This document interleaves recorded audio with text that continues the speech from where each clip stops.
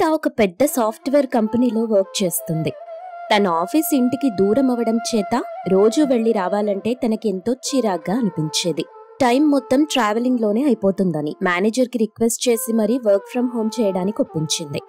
వనిత అత్తగారు కాంతం ఒక house wife. అందరికీ నచ్చేలా వంటలు చేయటం, ఇంటిని నీట్గా సర్దుకోవడం అంటే ఆవిడకెంతో ఇష్టం. ఇంట్లో అందర్నీ కంటికి రెప్పలా చూసుకుంటుంది. ఎవరికేం కావాలన్నా చిటికెలో చేసి పెడుతుంది. ఒకరోజు కాలింగ్ బెల్ మోగింది. ఇప్పుడెవరొచ్చారబ్బా? అమ్మా వనిత, ఓసారి వెళ్ళి ఎవరొచ్చారో చూడు. అత్తయ్యా, నేను చాలా బిజీగా ఉన్నాను, మీరే వెళ్ళి చూడండి. కాంతం ఇంకా తప్పేది లేదంటూ వెళ్లి తలుపు తీస్తుంది. ఎదురుగా పిజ్జా డెలివరీ బాయ్ ఉంటాడు. మేడం, ఇదిగోండి మీరు ఆర్డర్ చేసిన పిజ్జా. ఆగు బాబు, మేమే పిజ్జాలు ఆర్డర్ చేయలేదు. ఎవరికో ఇవ్వాల్సిన డెలివరీ మాకిచ్చేస్తున్నట్టున్నావు. లేదు మేడం, మా యాప్లో ఇదే అడ్రస్ చూపిస్తుంది. వనిత అనే పేరు మీద ఆర్డర్ ఉంది. ఏంటి వనిత? మా కోడలు పేరే అది. అయితే మా కోడలి ఆర్డర్ చేస్తుంటుంది. సరే, నువ్వెళ్ళు బాబు అని పిజ్జా తీసుకుని తన కోడలు గదికి వెళ్తుంది. గదంతా చిందరవందరగా ఉంటుంది. వనిత ల్యాప్టాప్ ముందు వర్క్ చేస్తూ చేతిలో ఒక బర్గర్ పట్టుకుని తింటూ ఉంది. అమ్మా వనిత, నువ్వు పిజ్జా ఆర్డర్ చేసావు కదా, ఇదిగో ఆ డెలివరీ బాయ్ వచ్చిచ్చాడు. ఆయన నీకేం కావాలో చెప్తే నేను చేసి పెట్టేదాన్ని కదమ్మా. ఇలా బయట ఫుడ్ తింటే నీ ఆరోగ్యం చెడిపోతుంది. అబ్బా అత్తయ్యా, మిమ్మల్ని ఏదైనా చెయ్యమంటే మీరు జంతికలు, సున్నుండలు అని ఓల్డ్ ట్రెడిషనల్ వంటలన్నీ చేస్తారు. నాకవి పెద్దగా నచ్చవు. నాకు ఈ పిజ్జా బర్గర్ అంటే మహా ఇష్టం. అవి మీరు చెయ్యలేరు. అందుకే ఇలా ఆర్డర్ పెట్టుకున్నాను. ఆ పిజ్జా ఇటు ఇవ్వండి, ఇప్పటికే ఆకలేస్తుంది. అవి కూడా ఈ బర్గర్తో పాటు లాగించేస్తాను అని అత్తగారి దగ్గర పిజ్జా బాక్స్ తీసుకుంది. వనిత రూమంతా చూసిన కాంతం, అమ్మా, రూమంతా ఇలా చిందరవందరగా ఉందేంటి? ఖాళీ సమయంలో కాస్త సర్దుకుంటే నీటుగా ఉంటుంది కదా. ఏంటి ఖాళీ సమయంలోనా? ఖాళీ సమయంలో నాకు రెస్ట్ తీసుకోవడానికే టైం సరిపోవట్లేదు. ఇంకా రూమ్ సర్దుకునేదెలా చెప్పండి? అయినా ఇప్పుడు రూమ్ నీట్గా లేకపోతే ఏంటి నష్టం? అది కాదమ్మా, చూడు, సగం సగం తిన్నవన్నీ ఆ బెడ్ మీద అట్టడొక్కుల్లో ఎలా పడేశావో. ఇవన్నీ తీసుకెళ్లి డస్ట్బిన్లో వేస్తే చెత్త తగ్గుతుంది కదా.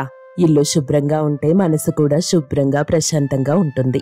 లేకపోతే మనసు కూడా చిందరవందరగా అనిపించి ప్రతి చిన్న విషయానికి ఇలా ఇరిటేషన్గా ఉంటుంది. అబ్బా అత్తయ్యా, ప్లీజ్, మీ ఉపన్యాసాలు వినేంత టైం నాకు లేదు. ఏమనుకోకండి, నేను తర్వాత క్లీన్ చేసుకుంటా. ఇప్పుడు నాకు చాలా వర్క్ ఉంది అని చెప్పకనే అత్తగారిని రూంలో నుండి బయటకి వెళ్లమన్నట్టుగా ఒక ఎక్స్ప్రెషన్ ఇచ్చింది. దాంతో ఇంకేం మాట్లాడినా వేస్ట్ అనుకుని అక్కడి నుండి వెళ్లిపోతుంది కాంతం. 2 రోజులు అలా గడుస్తాయి. వనిత తన రూమ్ క్లీన్ చేసుకోకపోగా ఇంట్లో ఎక్కడ తీసిన వస్తువు అక్కడ పెట్టకుండా చిందరవందరగా పడేస్తూ తన రూమ్తో పాటు ఇల్లు కూడా చిందరవందర చేస్తుంది. అప్పటికీ కాంతం వనిత ఎన్నిసార్లు చెత్తగా చేస్తున్నా శుభ్రం చేస్తూనే ఉంది. ఇక లాభం లేదనుకున్న కాంతం తనే స్వయంగా వనిత రూమ్ వనిత లేనప్పుడు క్లీన్ చేయటం మొదలెట్టింది. అలా వనిత బయటకి వెళ్ళొచ్చేలోపు మొత్తం తన రూమ్తో పాటు ఇల్లు కూడా నీట్గా సర్దింది కాంతం. వనిత చాలాసేపటికి ఇంటికొచ్చింది. హబ్బబ్బా, షాపింగ్ చేసి అలసిపోయానత్తయ్యా. వేడి వేడి కాఫీ స్ట్రాంగ్గా తీసుకుని కొంచెం షుగర్ ఎక్కువేయండి అని అత్తగారికి ఆర్డర్ వేసింది. కాంతం వెంటనే వంటగదిలోకెళ్లి కాఫీ తెచ్చేసరికి తను తెచ్చుకున్న షాపింగ్ కవర్లు, డబ్బాలు అన్నీ హాల్లో చుట్టూ సోఫాపై పడేసి తన వస్తువులన్నీ తీసుకుని రూంలోకెళ్ళిపోయింది. అది చూసిన కాంతంకి కోపం తన్నుకొస్తున్నా ఏమీ అనలేక కాఫీ తీసుకెళ్లి వనితకిచ్చి మళ్లీ పడేసిన కవర్లు, వస్తువులు, చెప్పుల తాలూకా అట్టపెట్టెలు అన్నీ తీస్తుంది. అలా కొద్దిసేపటి తరువాత వనిత గట్టిగా అరుస్తూ ఇలా అంటుంది. రాజేష్, నా ల్యాప్టాప్ ఛార్జర్ ఇక్కడే పెట్టాను, కనిపించట్లేదు. నువ్వేమైనా తీసావా? లేదు వనిత, నేను తీయలేదు. బహుశా అమ్మ ఇందాక రూమ్ నీట్గా సర్దింది కదా, అక్కడెక్కడో పెట్టుంటుంది. అయినా అత్తయ్యని ఈ రూమ్ ఎవరు నీట్గా సర్దమన్నారు? నేను ఖాళీగా ఉన్నప్పుడు సర్దుకుంటానని చెప్పాను కదా. ఇప్పుడు చూడు, ఏ వస్తువు ఎక్కడుందో కనిపించి చావట్లేదు. ఏంటి, రూమ్ నువ్వు ఖాళీగా ఉన్నప్పుడు సర్దుకుంటావా? కొత్తగా జోకులేస్తున్నావేంటి? అసలు రూమ్ ఎలా ఉంచుతున్నావో గమనిస్తున్నావా? వీధిలో ఉండాల్సిన చెత్తంతా మన రూమ్లోనే ఉంటుంది. ఎక్కడ వస్తువులు అక్కడే, ఎక్కడ బట్టలు అక్కడే. అన్నీ నీ పక్కనే పెట్టుకుంటావు. కనీసం ఆ చెత్త తీసుకెళ్లి డస్ట్బిన్ లో కూడా వెయ్యవు. అలాంటిది నువ్వు రూమ్ నీట్ గా సర్దుకుంటావా? అమ్మ కాబట్టి మన రూమ్ నీట్గా సర్దింది. అసలెక్కడ ఏ వస్తువు ఉందో ఆ చెత్తలో తెలిసేదే కాదు. ఇప్పుడు నా వస్తువులన్నీ అమ్మ నీట్గా సర్ది పెట్టడం వల్లే ఇవన్నీ వెంటనే కనిపిస్తున్నాయి తేలిగ్గా. అలాగే నీ ఛార్జర్ కూడా అమ్మ ఎక్కడో భద్రంగా దాచుంటుంది అని పక్కనే ఉన్న అలమారా తీయగానే అందులో ఛార్జర్లు నీట్గా పెట్టున్నాయి. చూసావా, నీ ఛార్జర్ ఇక్కడే ఉంది. అదే అమ్మ రూమ్ నీట్గా సర్దుండకపోతే నీ ఛార్జర్ వెతకడానికి అరగంట పట్టుండేది. అయినా నువ్వు ఈ మధ్య మరీ లేజీగా తయారవుతున్నావు. అమ్మకి పనిలో హెల్ప్ చేయకపోగా ఇంకొంచెం డర్టీగా చేస్తూ అమ్మకి ఇంకొంచెం శ్రమ కలిగిస్తున్నావు. ఎంత జాబ్ చేస్తున్నా నీ పని నువ్వైనా చేసుకోవాలి కదా. ఓహో, నేను షాపింగ్కి వెళ్లిన తర్వాత నేను ఆవిడని ఇబ్బంది పెడుతున్నానని, ఆమెకి పనుల్లో సాయం చేయట్లేదని మీకు చాడీలు చెప్పారన్నమాట. అమ్మెప్పుడూ అలా చెప్పదు. నేనే నీ వాలకం చూసి ఇలా అంటున్నా. ఇదిగో ఇలా అపార్థాలు చేసుకోవటం ముందు మానే. అమ్మకి హెల్ప్ చేయకపోయినా పర్లేదు గాని ఇంటిని మన రూమ్ని చెత్త కుప్పలా చెయ్యకు అని కోపంగా అక్కడి నుండి వెళ్ళిపోయాడు. వనిత దీనంతటికీ కారణం తన అత్తగారే అనుకుని అత్తగారి మీద కోపంతో రగిలిపోయి కోపంగా కాంతం దగ్గరికి వెళ్ళి, ఇప్పుడు మీ కళ్ళు చల్లబడ్డాయా? అందరి ముందు మీరేదో పెద్ద పని చేస్తూ కష్టపడిపోతున్నట్టు, నేనేమో బద్ధకస్తురాలిలా ఏ పని చెయ్యలేనట్టు నిరూపించారు కదా. అయినా నేనొక్కదాన్నే ఎన్ని పనులని చేసుకోగలను? అటు ఆఫీస్ పని చూసుకోనా, ఇటు ఇంటి పని చూసుకోనా? ఇంత వయసు వచ్చింది, అయినా కోడల మీద కొడుక్కి చాడీలు చెప్పడానికి బుద్ధుండాలి అని కోపంగా అక్కడి నుండి వెళ్ళిపోయింది. కాంతం ఆ మాటలు విని బాధగా వెనక్కి తిరిగి చూసేసరికి తన స్నేహితురాలు అనసూయ అక్కడుంది. జరిగిన సంభాషణంతా వింటుంది. అనసూయ కాంతంని ఓదారుస్తూ, అయినా కాంతం, ముమ్మాటికి తప్పు నీదే. నువ్వే నీ కోడలికి ఎక్కువ ముద్దు చేసి ఇలా చెడగొట్టావు. తన పని కూడా తను చేసుకోలేని పరిస్థితికి తీసుకొచ్చావు. మొదట్లోనే తన తప్పు నువ్వు ఖండించి చెప్పుంటే బావుండేది కదా. నువ్వు ఏమన్నా ఇలాగే రియాక్ట్ అవుతుంది మరి. నన్నేం చెయ్యమంటావు అనసూయ? వాళ్ళది లవ్ మ్యారేజీ. నేను తననేమైనా అన్నా, ఏ విషయంలో తప్పొప్పులు చెప్పినా అత్తగారికి నేను నచ్చలేదు, అందుకే ఇలా అంటున్నారు అని తను అనుకుంటుందేమో. తన మనసు బాధ పెట్టకూడదని నేనేం అనలేదు. కాని తన విషయాన్ని అలసుగా తీసుకొని ఇలా ప్రవర్తిస్తుంది. సర్లే, ఇక నువ్వు బాధపడకు. నీ కోడలి బద్ధకం వదలగొట్టి సరైన దారిలో పెట్టాలంటే నా దగ్గర అద్భుతమైన ఐడియా ఉంది. ఆ ఐడియా ఆచరణలో పెడితే దెబ్బకి నీ కోడలు లేడు పిల్లల గంతులేస్తూ పనులన్నీ చేస్తుంది. బద్ధకాన్ని విడిచిపెట్టి ఇంటిని అద్దంలా మెరిసేలా చేస్తుంది. దెబ్బకి నీ కోడలికి ఎదుటివాళ్ల కష్టమేంటో తెలిసొస్తుంది. అవునా, ఇంతకీ ఏంటా ఐడియా అంటుంది. అప్పుడు కాంతం చెవిలో అనసూయ ఏదో చెప్పింది. కాంతం వెంటనే నవ్వుతూ సరే అంది. మరుసటి రోజు ఒంట్లో బాగోలేనట్టుగా సోఫా మీద కూర్చొని మూలుగుతుంది కాంతం. నిజంగానే తనకి ఒంట్లో బాలేదనుకున్న కొడుకు వనితకు అత్తగారిని బాగా చూసుకోమని చెప్పి వెళ్ళిపోయాడు. మూలుగుతున్న అత్తగారిని వదిలేసి లోపలికెళ్లి తలుపేసుకుంది. అంతలో వనితకి ఒక ఫోన్ వస్తుంది. గుడ్ మార్నింగ్ సుప్రజ, ఆఫీస్కెళ్ళిపోయావా? నాకు గుడ్ మార్నింగే, నీకే బ్యాడ్ మార్నింగ్. ఈరోజు నీ బర్త్డే అని మన కొలీగ్స్కి ఎలా తెలిసిందో తెలిసింది. అందరూ నీకు సడన్ సర్ప్రైజ్ ఇవ్వడానికి 3 అవర్స్లో మీ ఇంటికొస్తున్నారు. నీ బద్ధకం గురించి నాకు తెలుసు. అందుకే ముందే అన్నిటికీ ప్రిపేర్ చేసుకుంటావని, వాళ్ళొచ్చేసరికి వాళ్ళకి కావలసినవన్నీ రెడీగా ఉంచుతావని కాల్ చేసి చెప్తున్నా. ఓ మై గాడ్, అసలు ఈరోజు నా బర్త్డేనే కాదు. వాళ్ళకి ఈరోజు నా బర్త్డే అని ఎవరు చెప్పారు? వెంటనే వాళ్ళని రావద్దని చెప్పు. ఇంక చెప్పినా ఆపలేం, వాళ్ళు ఆల్రెడీ బయలుదేరిపోతున్నారు. గుర్తుంచుకో, 3 అవర్స్లో మేమందరం మీ ఇంటి ముందుంటాం అని ఫోన్ పెట్టేసింది. ఒక్కసారి ఇల్లంతా తేరిపారా చూసింది వనిత. ఇల్లు అస్తవ్యస్తంగా ఉంది. అయ్యో, ఇల్లింత చెండాలంగా ఉంది. వాళ్ళంతా వస్తే ఈ ఇల్లు ఇంత చెండాలంగా ఉందని నవ్వుతారు. నా పరువు పోతుంది. వెళ్ళి అత్తగారికి చెప్దామంటే ఆవిడకిప్పుడే ఒంట్లో బాలేకుండా పోయింది. ఇంకా లాభం లేదు. నేనే ఇవన్నీ చెయ్యాలి. తొందరగా వాళ్ళొచ్చేలోపు ఇల్లు శుభ్రం చేసేయాలి అని ఇల్లు మొత్తం శుభ్రం చేయటం మొదలెట్టింది. అత్తగారు పడుకొని కోడలు పనిచేయడం చూస్తూ ముసిముసిగా నవ్వుతుంది. ఓ మై గాడ్, శుభ్రం చేయటం ఎంత కష్టమా? ఈజీగా దేన్నైనా మెస్ చేయొచ్చు, కానీ ఈజీగా దేన్ని క్లీన్ చేయలేమా? పాపం మా అత్తగారు ఇన్ని రోజులు ఎలా చేసేవాళ్ళో ఏంటో. అమ్మా, వాళ్ళొచ్చే టైం అయింది. కావలసినవన్నీ తొందరగా ఆర్డర్ పెట్టాలి అని ఇల్లంతా క్లీన్ చేసి వాళ్ళు తినడానికి అన్నీ ఆర్డర్ పెట్టింది. అందరూ వచ్చేసరికి ఇల్లు అద్దంలా మెరిసిపోయేలా చేస్తుంది. వనితకి విషెస్ చెప్పి కేక్ కట్ చేస్తారు. అక్కడ చిన్న పార్టీ జరుగుతుంది. అందరూ వనిత ఇల్లు చాలా నీట్గా ఉందని పొగిడారు. ఆ రోజు నుండి కష్టం విలువ తెలుసుకున్న వనిత ఇల్లు నీట్గా ఉంచడంతో పాటు తన రూమ్ని కూడా చక్కగా సర్దుకునేది. ఇదంతా చూస్తున్న కాంతం మనసులో తన స్నేహితురాలు అనసూయకి థ్యాంక్స్ చెప్పుకుంది. కాంతమ్మకి ఎప్పటి నుండో తన పుట్టినరోజు వేడుకలు చేసుకోవాలని చిన్న ఆశ ఉండేది. ఆ విషయాన్ని తన భర్త శివయ్యకి కూడా అప్పుడప్పుడు చెప్తుండేది. కానీ శివయ్య మాత్రం ఆ విషయాన్ని అక్కడితో మర్చిపో అని చెప్తుండేవాడు. అలా ఒకరోజు కాంతమ్మ ఇంటికి తన చిన్న కొడుకు రవి వచ్చాడు. రవి చాలా సంతోషంగా తన తల్లి దగ్గరికొచ్చి, అమ్మా, నేను మొదటి నెల జీతం అందుకున్నాను. ఇదిగో అమ్మా, తీసుకో. నా జీతం డబ్బులు నీకే ఇవ్వాలని కలలు కనేవాడిని. ఇప్పుడు ఆ కల నెరవేరింది. నాకు చాలా సంతోషంగా ఉందమ్మా. ఆహా బాబూ రవి, నువ్వు నిజంగా అదృష్టవంతుడివి. ఈ రోజుల్లో అందరి కలలు నెరవేరటం లేదు, కాని ఆ భాగ్యం నీకు దక్కింది. నేను కూడా ఓ కల కనేదాన్ని. గత కొన్నేళ్లుగా ఆ కల కంటూనే ఉన్నాను. ఓసేయ్, ఇక ఆపేసేవే. అంతటితో ఆపి నీ దిక్కుమాలిన కళ గురించి చెప్తూనే ఉంటావు. ఈ పూట నేను నీ కళ గురించి వినాలనుకోవట్లేదు. ఆపేసేయ్. అది కాదండి, నేను చెప్పేది వింటేనే కదా ఆ అబ్బాయికి తెలుస్తుంది. వాడు జీతం డబ్బులు ఇచ్చేసి వెంటనే వెళ్ళిపోవట్లేదుగా. ఇంకా 2-3 రోజులుండి వెళ్తాడు. తీరిగ్గా అప్పుడు చెప్పొచ్చులే నీ కళ గురించి. ఇప్పుడు పద, ఎళ్ళి ఆ వంట పని చూడు. వంటగదిలో పెద్ద కొడలు కాంచనుంది కదా. అమ్మా కాంచనా, కాంచనా అని అనుకుంటూ కాంతమ్మ వంటగది వైపు వెళ్ళింది. ఇక కాంచన వంటింట్లో సరదాగా పాటలు పాడుకుంటూ వంట చేస్తుంది.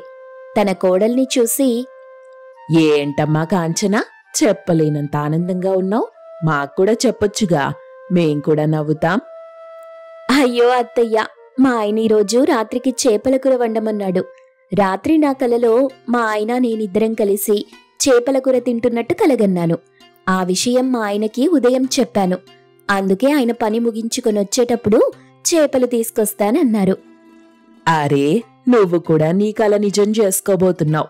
చాలా సంతోషం కాంచనా. నువ్వు నిజంగా అదృష్టవంతురాలివి. ఈ రోజుల్లో అందరి కలలు నెరవేరటం లేదు, కాని ఆ భాగ్యం నీకు దక్కింది. నేను కూడా ఓ కలగనేదాన్ని. గత కొన్నేళ్లుగా ఆ కల కంటూనే ఉన్నాను అంటూ మరోసారి తన పుట్టినరోజు వేడుకలు చేసుకోవడం గురించి చెప్పాలని చూసింది. కాని అంతలోనే అక్కడికి శివయ్య వస్తాడు. భార్య కాంతమ్మని చూసి, వసేవ్, ఆపవే తల్లి. నీ మొహమ్మ అంట అందరికీ ఇట చెప్పిందే చెప్తూ పోతుంటే ఎట్టాగే ఆళ్ళు కూడా బతకాలి కదా. నీ కళని తీసుకెళ్లి గోతులో పాదెట్టు. ముందు జరగాల్సింది చూడవే. కోడలికి వంటలో కాస్త సాయం చెయ్యి. చేస్తానండి, చేస్తాను. మీరేం చెప్పక్కర్లేదు, నాకు తెలుసులేండి. ఎప్పుడేం చెయ్యాలో నాకు బాగా తెలుసు అని కోపంగా కాంతమ్మ తన పనిలో తాను మునిగిపోయింది. ఇంతలో కాంచనని చూసి శివయ్య, అమ్మాయి కాంచన, పాపం మీ అత్తకి ఎవరున్నారు చెప్పు? మనమే కదా. దాన్ని ఏం చెప్పినా విసుక్కో మాకు తల్లి. మీ అత్త ఏది మనసులో దాచుకునే రకం కాదు. మనసులో ఉంది, కడుపులో ఉంది, అంతా కక్కేస్తుంది. అలా ఉంటేనే మంచిది మావయ్య. అత్తయ్యది చిన్నపిల్లల మనసు. ఇలాంటి అత్తయ్య దొరకటం నా అదృష్టం. అలా కాంచన శివయ్యలు అనుకున్నారు. ఇక ఆ రోజు సాయంత్రం చేపలు తీసుకుని కాంచన భర్త రాంబాబు ఇంటికొస్తాడు. ఇంటికి వచ్చి రాగానే, కాంచనా, రాత్రికి చేపల కూరతో భోజనం చేసి హాయిగా నిద్రపోవాలి. వర్షం కూడా వచ్చేలాగుంది. చల్లటి వానకు వేడివేడిగా చేపల కూరతో తింటుంటే ఆ మజానే వేరు. నేనెప్పటి నుండో అలా జరగాలనుకుంటున్నాను, కానీ ఇన్నాళ్లకు నా కోరిక తీరుతుంది. ఒరేయ్ బాబూ, కోరికంటే గుర్తొచ్చిందిరా. నిజంగా నువ్వు అదృష్టవంతుడివి. నువ్వు అనుకున్నది జరగబోతుంది. నాకు కూడా ఒక కోరిక ఉండేది. అదేంటంటే, అమ్మా, నేను అలసిపోయి వచ్చానమ్మా. రాత్రికి భోంచేస్తూ సంతోషంగా మాట్లాడుకుందాం. అది కాదురా, అదేంటంటే, ఏమేవ్, బయట వర్షం దంచేస్తుంది చూసావా? అయ్యో అవునా, మాటల్లో పడి మర్చిపోయానండి.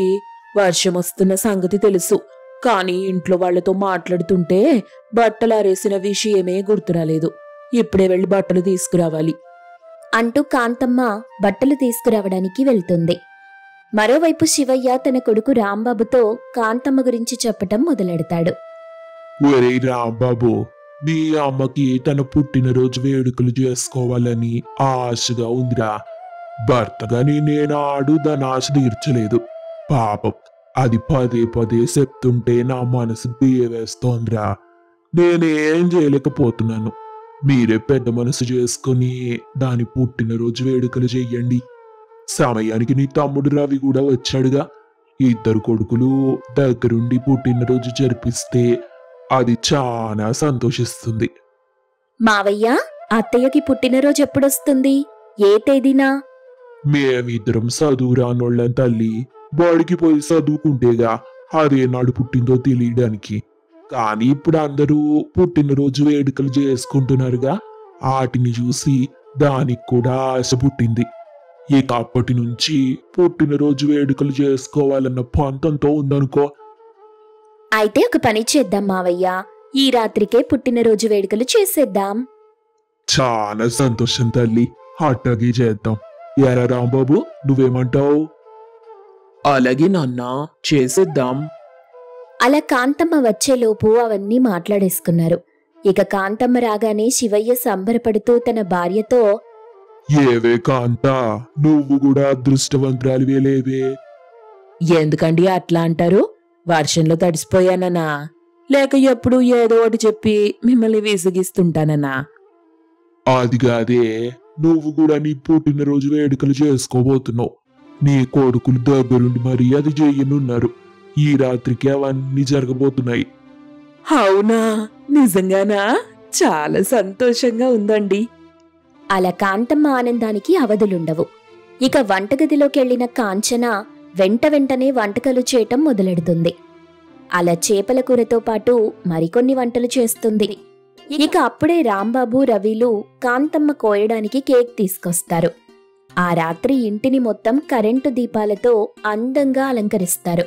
అన్నీ సిద్ధమైన తరువాత, అన్నీ సిద్ధమైపోయాయి అత్తయ్య, ఇక మీరు తయారయ్యొస్తే మనం కేక్ కట్ చేసి వేడుకలు చేసుకుందాం.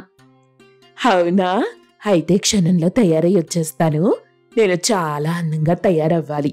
నా జీవితంలోనే మొదటిసారి చేసుకోబోయే పుట్టినరోజు వేడుకలు కదా. ఇప్పుడే వచ్చేస్తానమ్మా, ఉండండి, వచ్చేస్తాను అంటూ హుషారుగా వెళ్తుంది. ఇక చీకటి పడుతుండగా కాంతమ్మ తయారయ్యొచ్చింది. అందరూ కాంతమ్మ వద్దకి చేరుకున్నారు. అప్పుడే అక్కడికొచ్చిన శివయ్య, కాంతమ్మా, ఈ రోజు నీ ఆశ తీరబోతోందే. చాలా సంతోషంగా ఉంది నాకు. ఏవండి, ఇప్పటికి కూడా నేను నమ్మలేకపోతున్నాను తెలుసా? ఎందుకంటే నేనొక నష్టజాతకురాలిని. ఇప్పటి వరకు అనుకున్నవేవీ జరగలేదు. ఇది కూడా జరగదని అనుకునేదాన్ని. కానీ ఇప్పుడు ఇట్లా అవుతుందిగా, సంతోషంగా ఉందండి అని కాంతమ్మ అంటుండగా వెంటనే కరెంటు పోయింది. ఇల్లు మొత్తం చీకటైపోయింది. చీకటైన ఇల్లు చూసి కాంతమ్మ కన్నీళ్లు పెట్టుకుంది. నాకు తెలుసు, ముందే తెలుసు, నా జీవితం ఎప్పుడూ ఇంతే. నేను అనుకున్నదేది జరగదు. అమ్మ కాంచన, చూసావా నా పరిస్థితి ఎట్లా ఉందో? అత్తయ్య, మీరేం కంగారు పడకండి, దీపాలు వెలిగిద్దాం అంటూ కాంచన, రాంబాబు, రవిలు ఇంట్లో దీపాలు వెలిగించారు. ఇక అందరూ ఆ దీపాల వెలుగుల్లో కాంతమ్మకి కేక్ తినిపిస్తారు. చీకట్లో కాంతమ్మ ఏడవటం శివయ్య గమనిస్తాడు. ఎందుకే ఇప్పుడు అట్ట ఏడుస్తున్నావు? నీ ఆశ నెరవేరింది కదా. ఏవండి, ఈరోజు నా కోసం కుటుంబం అంతా ఒక్కటై ఈ పని చేశారు. నా పుట్టినరోజు వేడుకల కంటే మీరంతా చేసిన పని చాలా బాగుంది. అదే నాకు తృప్తినిస్తుందండి. అమ్మా, ఇక మనం వేడివేడిగా చేపల పులుసు తిందాం. అన్నయ్య, ముందు అమ్మ ఆశీర్వాదం తీసుకోండి. అవును రోయ్, సమయానికి గుర్తు చేస్తావు. నాన్నగారు, మీరు అమ్మ పక్కనకి రండి. నాన్న, మీరు కూడా అమ్మ పక్కకి రండి. ఇదిగో కాంచన, రా, ఆశీర్వాదం తీసుకుందాం అంటూ రాంబాబు, కాంచనలిద్దరూ కాంతమ్మ, శివయ్యల కాళ్లకు నమస్కరించి ఆశీర్వాదం తీసుకుంటారు. చీకట్లో ఆ ఇల్లు వెలుగులేకపోయినా అందంగా కనిపిస్తుంది. ఆ సమయంలో కాంచనకి ఒక సందేహం కలిగింది. అత్తయ్య, ఇప్పటి వరకు మీరు అనుకున్నవేవీ జరగలేదన్నారు కదా, ఏమేం జరగలేదో చెప్పండి. వీలైనవన్నీ జరిగేలా చూద్దాం. అదేం లేదమ్మా, నేనేదో మాట వరుస కన్నానంతే. నా గురించి కూడా ఏదైనా అనుకునుంటారు కదా, ఈరోజు మీ మనసులో ఏముందో చెప్పేయండి. అమ్మా కాంచనా, నీ గురించి నేనేమనుకోలేదు. కాని ఒక విషయంలో ఆ లోటుంది. మీకు పెళ్ళై ఇప్పటికే చాలా రోజులైంది కదా, ఇంకా విశేషమేం లేదు. నీ కడుపులో ఒక కాయ కాస్తే నేను సంతోషపడతాను. అలా కాంతమ్మ అంటూ ఉండగా కాంచనకి వాంతులు మొదలవుతాయి. ఆ వాంతుల్ని చూసి కాంతమ్మ సంతోషంతో పొంగిపోతుంది. గంతులేసినంత పని చేస్తుంది. కాంతమ్మ ఆనందానికి అవధులుండవు. ఇక వెంటనే తన కోడలు కాంచనని హత్తుకొని తన ఆనందాన్ని తెలియజేస్తుంది. కుటుంబమంతా కలిసుంటే ఇలాంటి చీకట్లు ఎన్నొచ్చినా మనల్ని ఏం చెయ్యలేవు. కరెంటు లేని ఈ ఇల్లు ఇప్పుడు అందరి ఆనందాలతో వెలిగిపోతుంది. ఎంతకంటే ఒక కుటుంబానికి ఇంకేం కావాలి? ఇదే కదా అసలైన ఆనందం. ఏ కుటుంబం ఇట్టా ఉండడానికి కారణం నువ్వే గదే కాంతమ్మ. నీ మంచి మనసే అందరినీ ఇట్ట నడిచేలా చేస్తుంది. అలా శివయ్య కాంతమ్మలు మాట్లాడుకొని సంతోషిస్తారు. ఇక ఆ రాత్రి కరెంటు లేని ఆ ఇంట్లో అందరూ కూర్చొని కబుర్లు చెప్పుకుంటూ కడుపు నిండా తింటారు. ఆనందంగా ఉంటూ తమ సంతోషాల్ని పంచుకుంటారు.